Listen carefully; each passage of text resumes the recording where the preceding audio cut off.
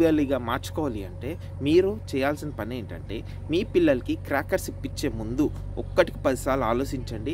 వాళ్ళు ఫైర్ చేసే ముందు మీరు పక్కనే ఉండి వాళ్ళకి జాగ్రత్తలు చెప్పడమే కాక మీరు దగ్గరుండి చూసుకోండి. అండ్ వన్ మోర్ థింగ్ అండి, ఈ దివాళీకి మీకు కూడా ఎస్పెషల్లీ మీకేనండి, ఈ దివాళీకి ఆఫర్ ఉంది, ఈ ఆఫర్ ఉంది అని చెప్పేసి మీకు వాట్సాప్లో చాలా మెసేజ్ ఫార్వర్డ్ అయ్యి వస్తాయండి.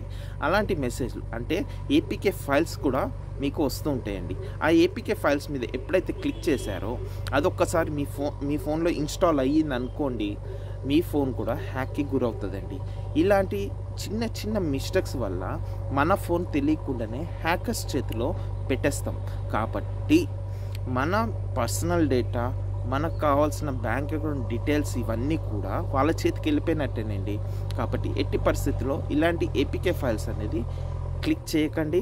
రాగానే ఏపీకే ఫైల్స్ ఏదైనా మీకు వాట్సాప్లో రాగానే డిలీట్ చేసేయండి. మీకు తెలియకుండా మీ పిల్లలు కూడా క్లిక్ చేసే ఛాన్సెస్ ఉంటాయి. కాబట్టి ఈ దివాళీ హ్యాపీ అండ్ సేఫ్ దివాళీగా మార్చుకుందామండి.